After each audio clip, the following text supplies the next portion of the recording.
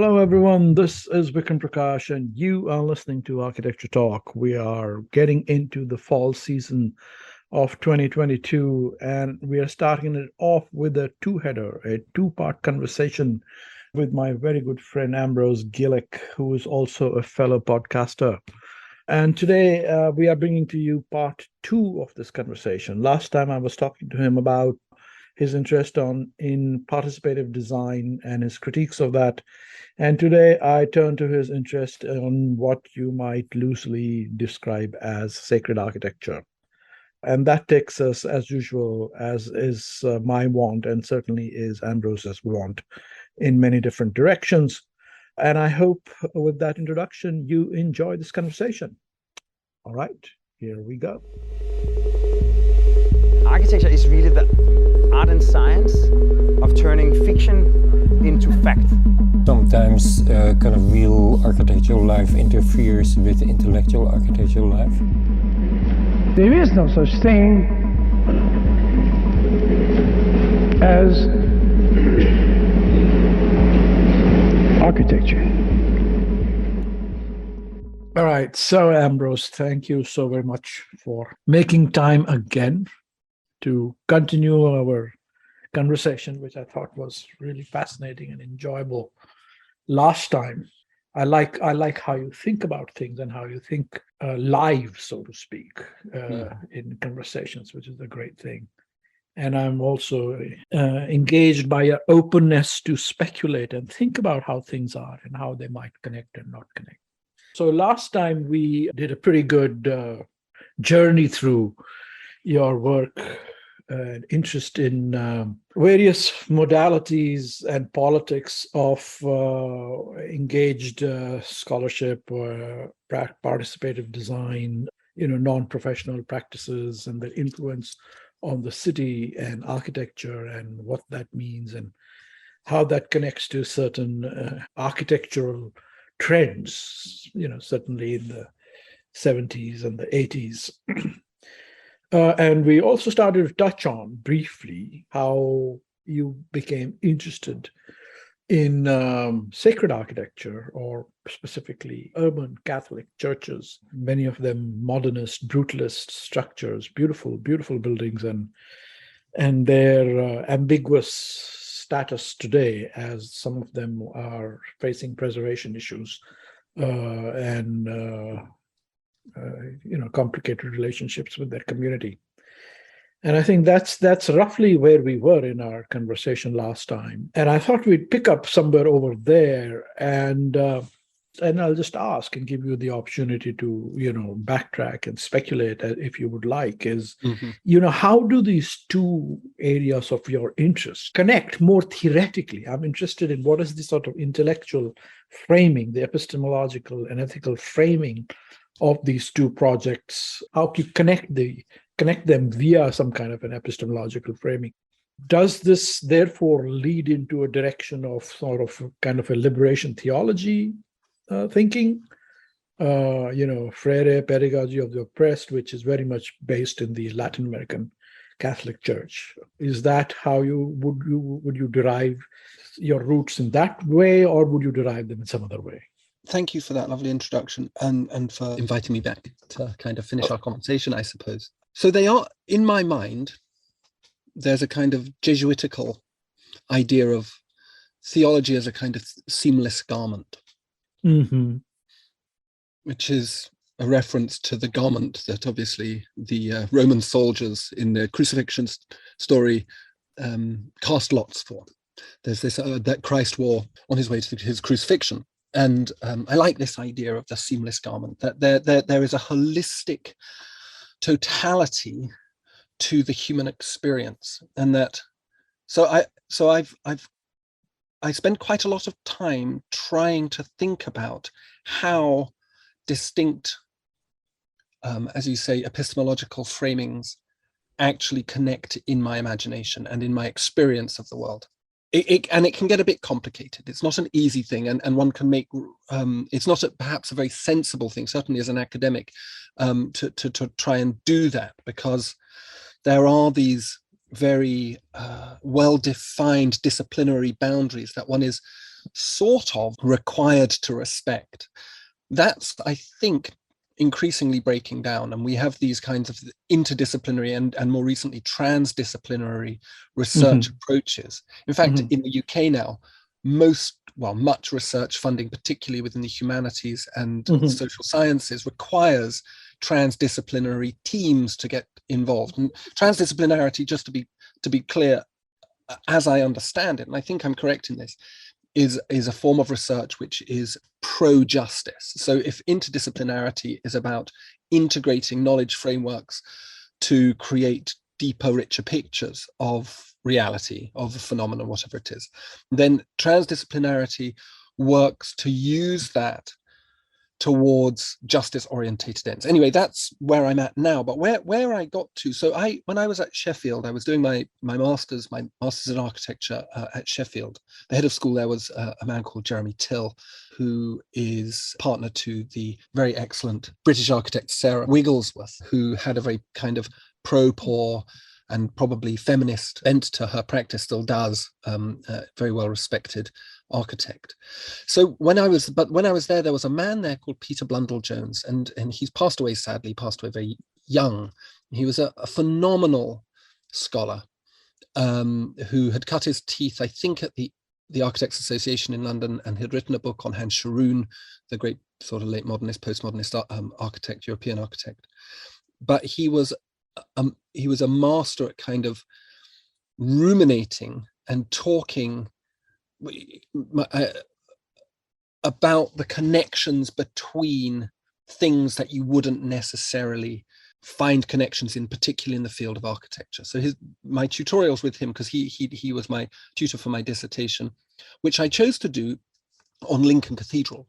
And Lincoln Cathedral, medieval cathedral, absolutely extraordinary building, which took many scores of years to build, and went through many iterations from a Saxon origin. And then there was what is mythically described, I think, as an earthquake. The building collapsed, and the building was in that way that Gothic cathedrals often are. They're accretive and contain centuries of knowledge and perspectives. So I did my dissertation on that, and I looked very specifically at 3 specific theological aspects of it, and I got through that. And really it was kind of a very, in a way, very straight architectural historiography, in that I was looking at the building and trying to work out what certain parts mean and what they did in their original uses. But I came across through that a whole bunch of literature which directed me towards, I suppose, the vernacular. So one of the people like Erwin Panofsky, Otto von Simpson's book on the Gothic cathedral, and then 2 very, very important books to me. One was called The Idea of the Holy by a scholar called Rudolf Otto. And it was Rudolf Otto that came up with this idea of the numinous. It was a neologism that he came up with, and now it's kind of entered the mainstream discourse. But it's a word that he invented, this idea of the otherness of sacred space. It's a brilliant short book, absolutely amazing short book. And funnily enough, my father had referenced it when he was a student in the 1950s and 60s as an art student. It had been quite a go-to text for them then, and it had gone out of print. And we found, one of these small presses that was still producing it. So I got a hold of a copy. So there was this idea in Otto's work of looking at the character and nature of sacred space. And it's always been the way that I've kind of thought about the effectiveness, because I think he was very, very insightful in the way that he described it, particularly around issues of sound and light and scale and darkness, which I found very, very enthralling. So there was that book, and then there was another book by the great anthropologist Mircea Eliade, his book that's Sacred and Profane, Right. Which I think is written in the 40s or 50s, isn't it? Sure.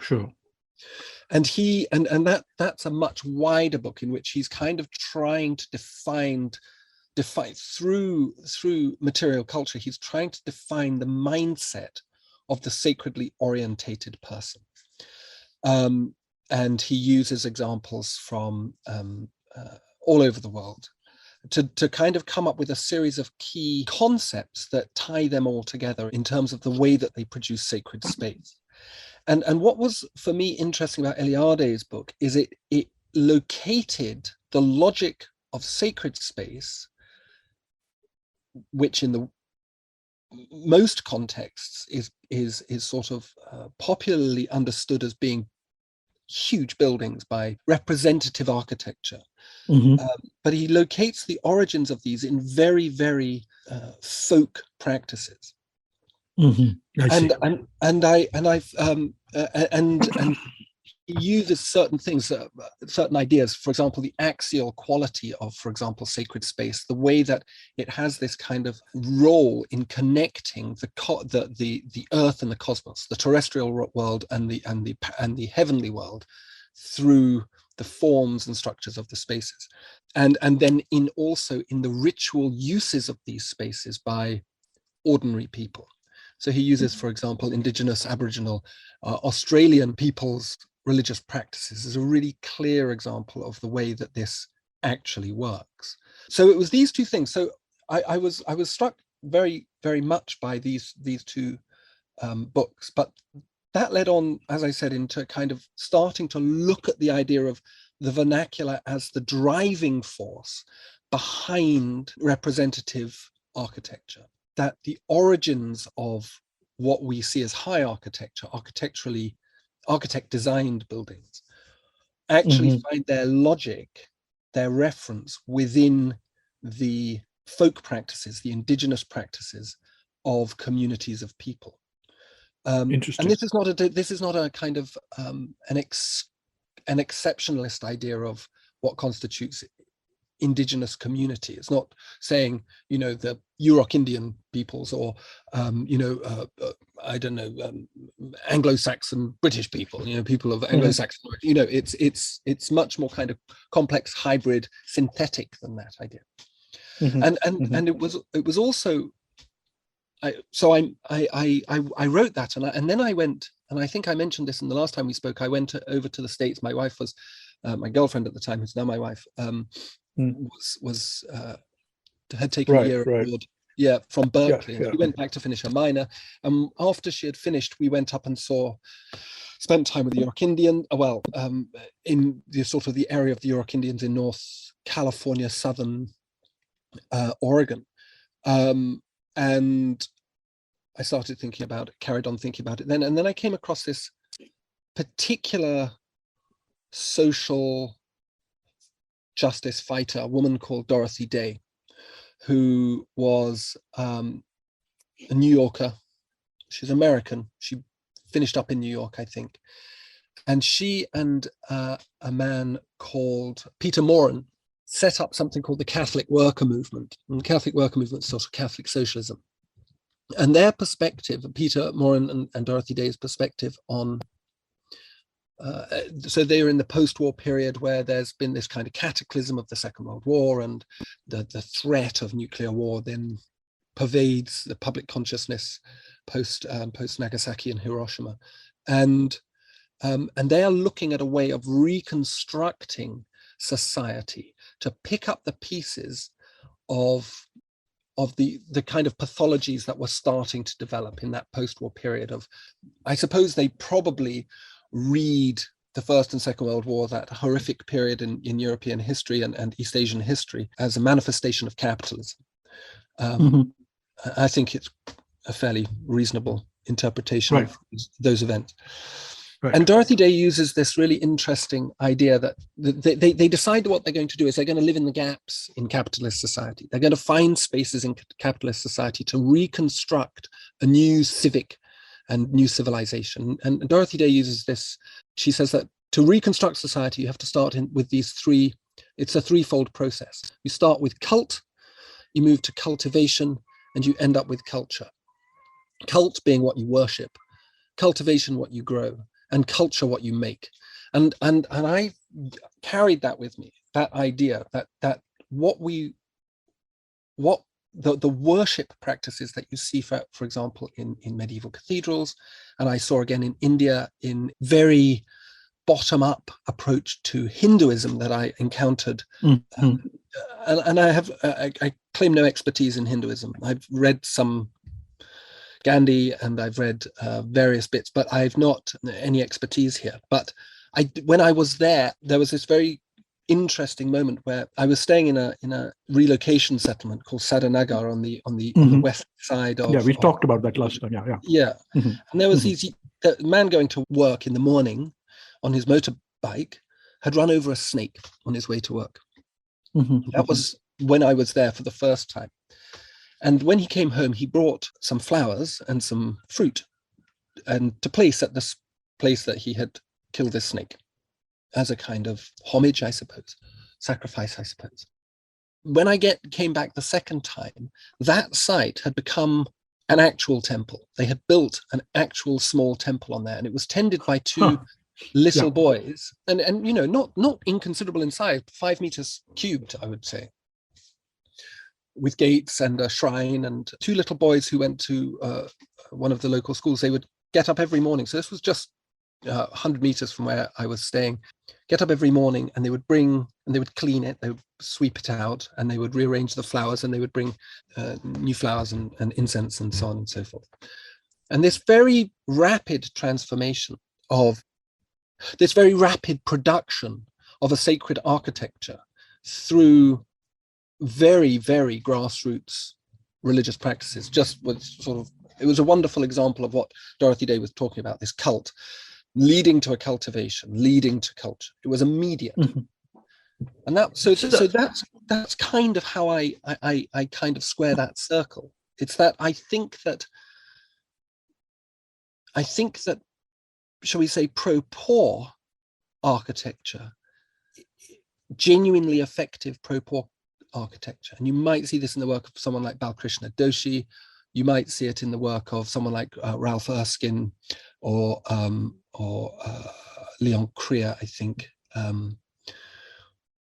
actually engenders the capacity for the production of meaningful bottom-up culture. I don't see that connection. I mean, I see I'm fascinated by the cultivation culture sort of example, and the thing that you showed, the Bhuj Sadanagar, everyday practices, and not everyday practices in the sense of how you do your dishes, but everyday practices in the sense of how you conduct yourself in the micro scale with a certain ethical barometer, right? Whether you want to call it the sacred or the religious, how that the everyday as infused, motivated by a certain kind of a understanding and belief in your relationship to the larger world, or the otherness of the world, if you like, the other phrase that you used, transforms, slowly builds a culture which then is infused further than into the large sacred structures, let's say, right? Whether it's the Gothic cathedral or it's a modern, or let's say a Hindu temple. I mean, I like that thesis. But you're not convinced of the rest of it. Which raises for me the question that what is it to act as an architect if you are, say, designing Roshan or whatever it is you're designing? You're designing a Louis Kahn interpretation of the school of architecture. It says to me that you should always be channeling and being very cognizant of and in touch with, in your own kind of everyday sacred way, to all these forces and influences that you are participating in and engaging in, and further channeling and building on to make sure you breathe those into the architecture the best you can, which is very different, I think, from a perspective where you are, producing social justice housing. I think that moves from, in very many ways, like top to down. Like you have certain access to power, you have certain access to money, and you want to do that in a much more redistributive way, or a more egalitarian way, which is sort of a classical, if you want, modernist perspective, which holds certain ideas of emancipation and egalitarianism as its fundamental, if you want, sacred value in the absence of any other sacred value. And then produces legislations of various kinds, including architectural legislations, to democratize them. So I don't know, those two, they feel different. Well, I suppose they are, and it's the awkward thing, I think, for architects. I've been talking to other architects about this. One of the areas that I think that modernist church architecture failed was that it assumed, as far as I can see, much of it, not all of it. There's some very, very good examples in the UK that I've seen where there's been a kind of a sensitivity to everyday cultic practices. For me, the idea of a handed down social justice is as meaningless as a handed down sustainability. It's sort of something that you can't hand down and expect it to persist or maintain. So these churches, which the practice Gillespie, Kidd and Coyer for me are perhaps the best example of this. Very, very virtuosic, brutalist, modernist architects, extraordinarily good at producing space, but always, as I read their buildings, from the perspective of someone who is feeling slightly wry about the actual job to hand, which is to produce buildings which ordinary working class, often not particularly highly educated people can go and do their things. So there's this kind of tension between these two things, the professional knowledge of the architect and the professional ethics, because I think that's quite an important thing, is that there are a series of ethical positions which are adopted within the professions. In fact, in Britain, it's the actual definition of our profession is bound into an ethical obligation to do good and to make beauty. Right. And I think that's true of all. But those are all both located from pretty much a secularist perspective, I would assume. Yes, good comes from an egalitarian sort of egalitarianism. Yeah. Rather than a sacredism, Yes. Yeah, I think that's true. So what Eliade talks about in his book, and I think this is critical to these discussions, is that for the sacred person, and obviously he's writing in the 50s, and this is a boom time in Europe, certainly for Christianity. It peaks, I think, in the early 1960s. What Eliade seems to be talking about to me is what he is talking about is the way that the world is transformed by sacred space, by religious people of religious practice. So their whole interpretation of reality is infused by this sacred space. And what the temples become, these distinct temples become, are axial points, orientation points within amorphous space, profane space. And for non-sacred man, the world becomes deeply amorphous, and modernism, I think, comes out of that. So you get this idea of universal human rights, for example, and you get this kind of ethical imperative built into modernism because it needs to replace that which it has abandoned. So it has abandoned this kind of cosmological and sacred orientation in its worldview. So it establishes a series of other perspectives, and often they're based in technology, actually. Often they're based in ideas about sunlight and illumination of internal spaces and ventilation. So you're creating healthy, happy homes, and sort of those great modernist projects by Korb and the Smithsons and great many architects. They do a very good job at actually producing those values. But what they don't do is they don't produce, I'm kind of loath to use the word spiritual because it turns people off, but buildings or spaces or urbanism that has a deeper connection to the kind of profound yearnings Right. of communities and of individuals. And it was through this that I came across a Chilean economist through this kind of thinking, a man called Manfred Max Neef, or Neff, I think it's pronounced Neff, who passed away recently as well. And he had this idea. He wrote this very good book, which you can download off online because he's a socialist, so it's free. God bless him. And the book is called Human Scale Development. And he came up with this idea of barefoot economics, which is this idea of a kind of what we might describe as a situated economic practice, something that was deeply anti-globalist and deeply anti-capitalist in its agenda.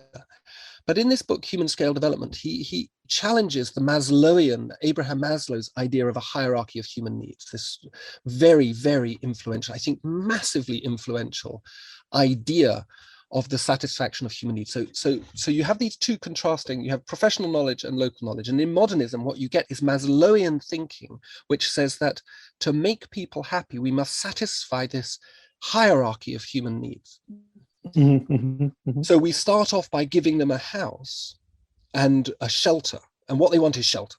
And then what they want is defensibility. And then what they want is security. And you go all the way up. And it's only once you've got to the very highest echelons or the lowest echelons of his triangle. I can't remember which way it goes around. Yeah. His pyramid. Then you can get your fancy places, yes, churches. Then you can get your self-actualization. And what Manfred Max Neef's human scale development challenges, he comes up with this lovely kind of matrix of needs and satisfiers. And he says that needs are consistent across space and time. And it's the means by which and across all peoples, that actually we have these very consistent needs across space and time. And it's the way that we satisfy them that differentiates us.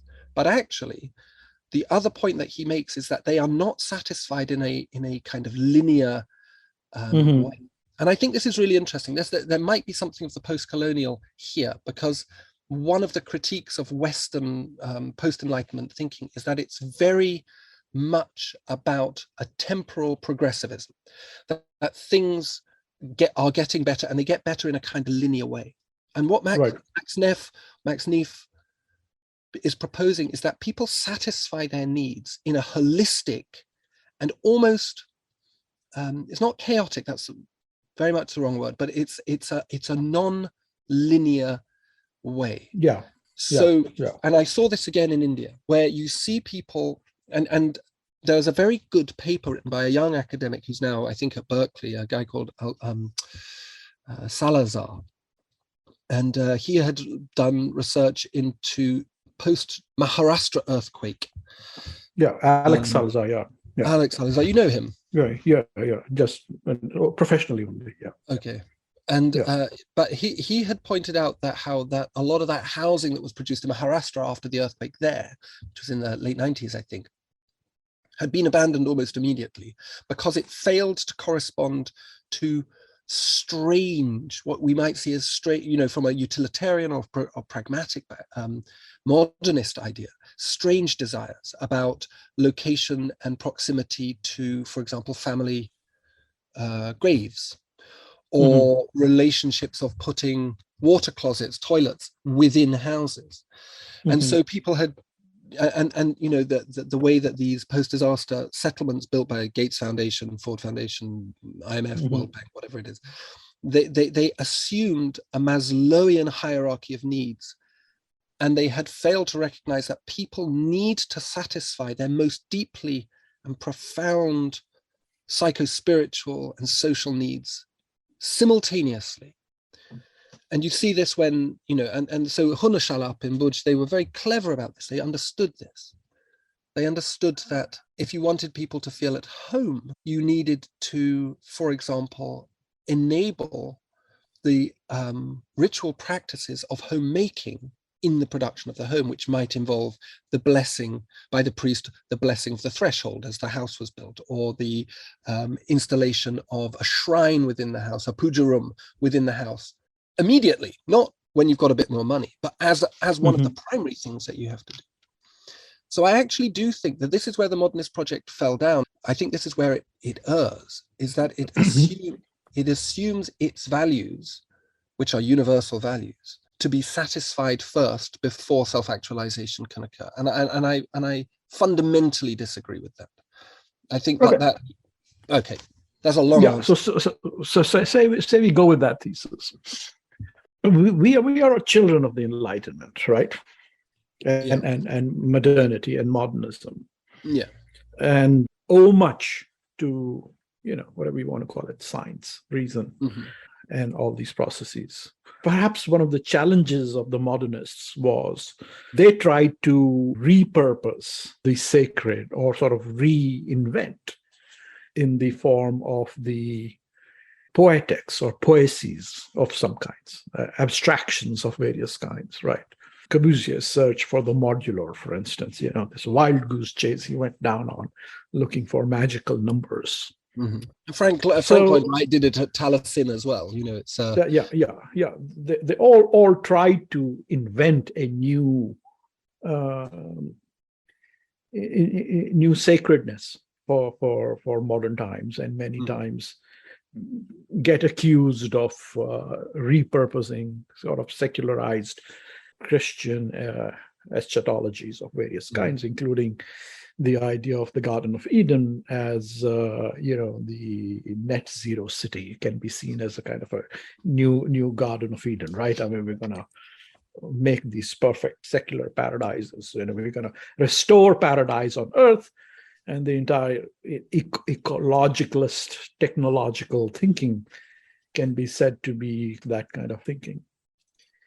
But staying with your earlier thesis that when you are an architect and you're designing larger buildings and institutions, what one thing is to be sensitive to the working classes, everyday man's sacred needs, right? Self-actualizations, as you say, but that's them, working with them. But as yourself, as part of your own self-actualization, because architects and everybody needs self-actualization, right? There has to be some way that you are learning from those practices, or you're imbibing them and you're sort of transforming them and remaking them into things that are coherent to you as a enlightenment-based, modernist, overeducated architect as well, right? Yeah. Theory reading architect. I think there's a problem with producing a division over there to saying that, well, we as architects may not believe that a dying snake deserves a shrine, but we need to be sensitive to them because it empowers them there, but it doesn't really apply to us. So the question is it not necessary to sort of see a continuity across the realms in some way as an outcome and outcropping of this kind of thinking? We kind of, in a sense, get away with saying, well, we can place the entire burden of thinking and producing through everyday practices the sacred in the everyday practices only of the working class. It has to sort of travel all the way up, does it not? Yes, I think it does. I don't subscribe to the idea of pro-poor being necessarily linked only to the working class. I know that's a shorthand. Sure, yeah. And I think, if I understand you rightly, I think what you're asking is, in a way, we seem to have these two opposing forces. And how does the architect operate in that space? How does he operate between high culture and his Enlightenment thinking, his modernist, overeducated thinking, and the everyday? How do you coordinate those things? And I think that is the $1,000,000 question for me. It's sort of like, where does the architect sit within that? So one of the issues, I think, with participatory practice, to go back to what we were talking about before, but I think it relates directly to this, is that it kind of fails because it asks non-specialist design folk to think about design. I'm more and more fascinated by the idea of consent within building culture. I think consent is a big issue at the moment, but I think that there is an issue around consent. So what we do with participatory practices is we go into communities and we talk to them and we say, do you consent to this? And meaningfully, they can't. It's a bit like a surgeon in Britain in hospitals, before you have surgery, the consultant surgeon comes out and says, I'm going to do X, Gets you to sign. Yeah. Do you consent? And it's like, I know. I mean, what do you expect me to say? No, I think you should do it this way. I mean, and it's a bit like that with architecture. So we go into these communities and we say, we're going to build 500 houses on your playing fields. Do you consent? And there's actually, they don't have the language. They don't have the knowledge, and they certainly don't have the power or the economic authority to challenge that. And it's actually a very inelegant thing to do. It's a very, I think it's an actual power play. I think it's of course it's a power play. Yeah. And I think it's a deeply inelegant thing to do. So I actually think that the architect has to retain belief in their own capacity to synthesize these two complex spheres.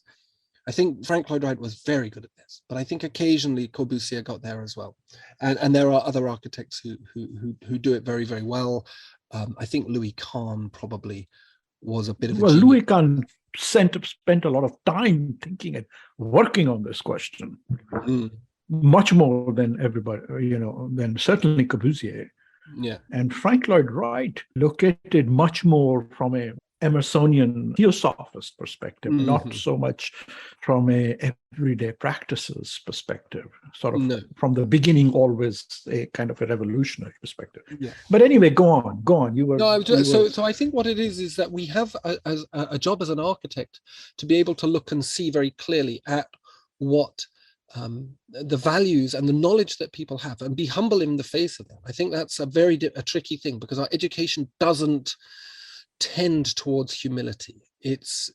Our educational practice in the West is very much about creating authors, sole authors, and we're not good at recognizing the co-productivity that's built into our actual business. Yeah. But we have specialized knowledge, like you said. Yeah. So how do we? You're talking about being humble with our specialized knowledges. So you want the surgeon how do you want the surgeon to approach the patient before surgery? Yeah, it's a tricky one. You kind of want them to tell you what you're going to do, but you also want to know that they don't need your consent to do it, that they're going to do a very good job, the best job that they can. They're not going to be drunk. They're not going to work if they've got an illness. They are going to focus, and they're going to give it time. And that's really what you want to know, because actually, I can remember my daughter had an appendicitis, a peritonitis. And, consultant surgeon, 50-year-old man, sits down next to a 6-year-old girl and says, I'm going to do keyhole surgery. Do you understand? I mean, what a pointless thing to do. And actually, what I wanted him to do was to take my daughter, who's in a great deal of pain, and do his best job, which he did. And she was fine. And I think that that's kind of what architects need to do, is that they need to be a little bit more bold about what they know. Our education needs to make them wiser.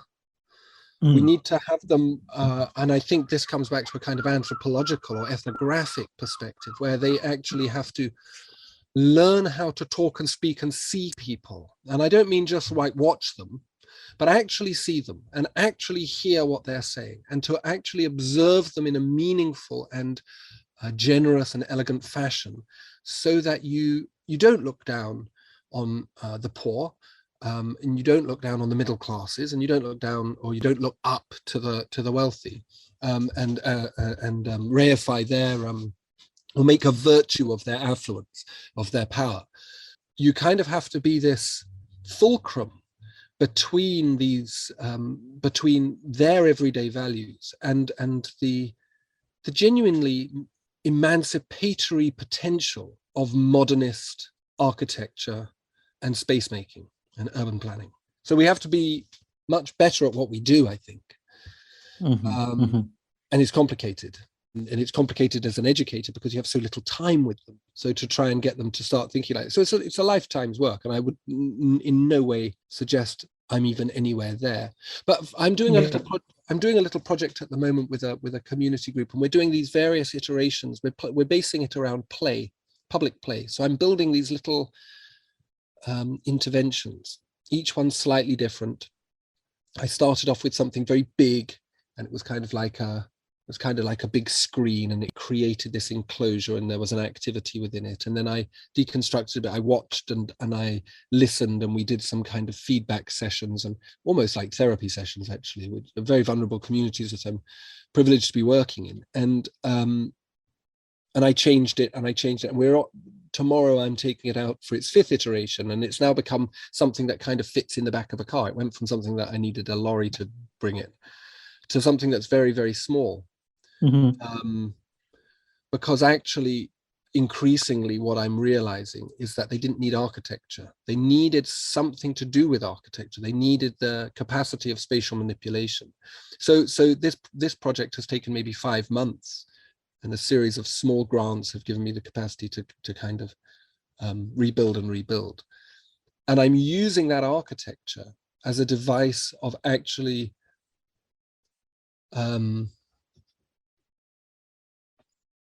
revealing the kind of texture, the granular detail of the place. It sounds incredibly pretentious and highfalutin.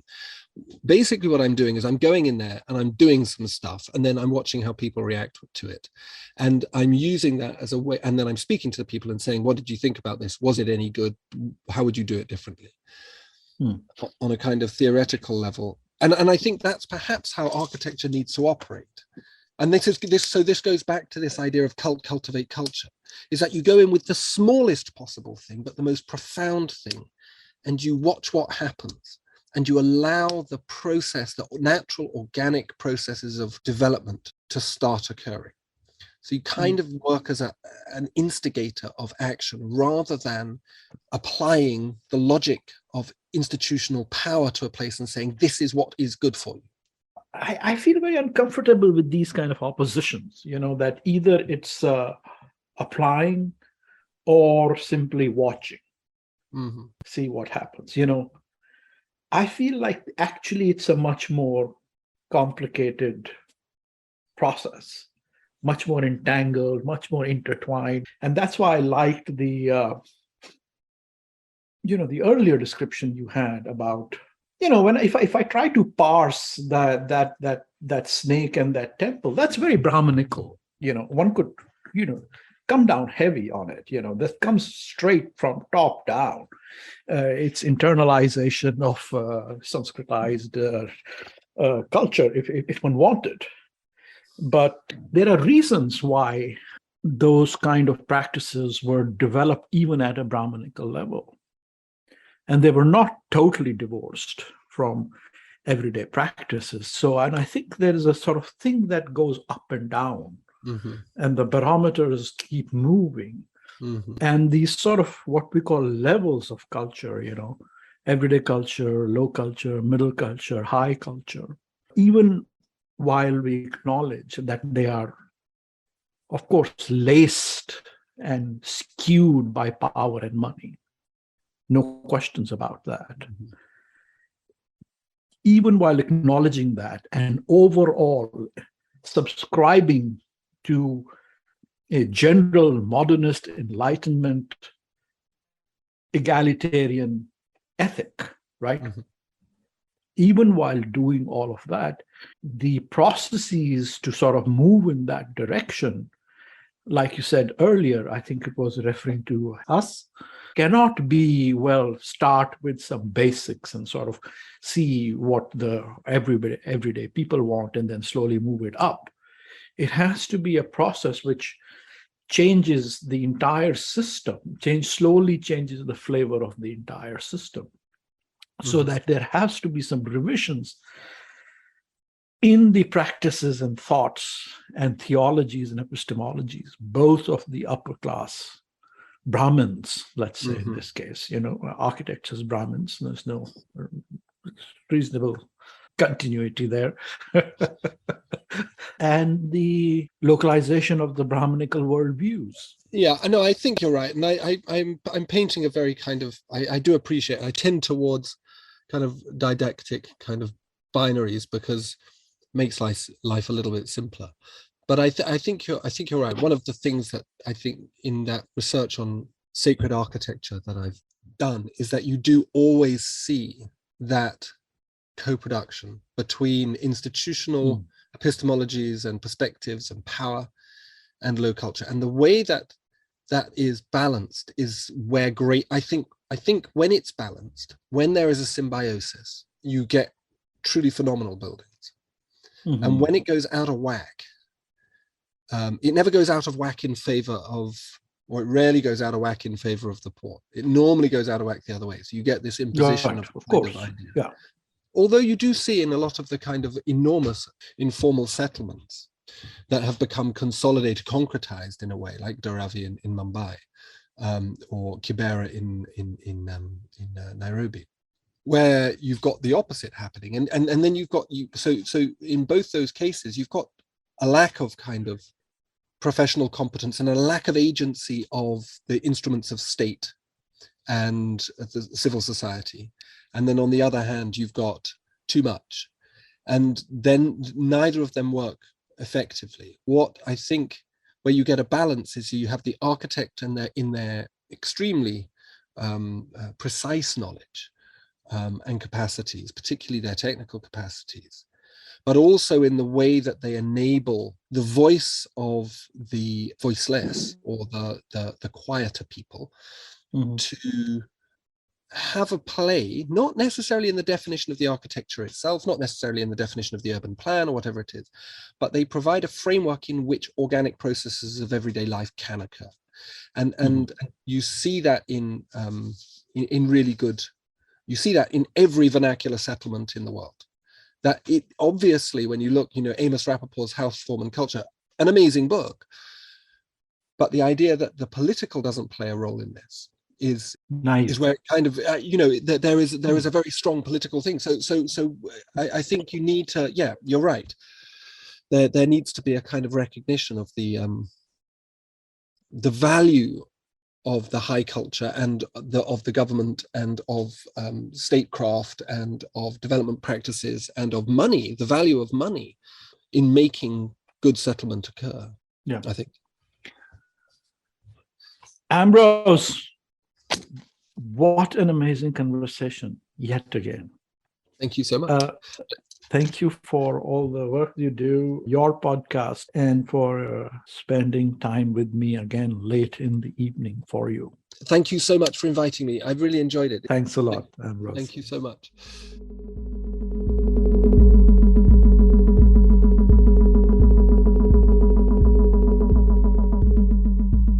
Thank you for listening to Architecture Talk. This is your producer, Mary Lee.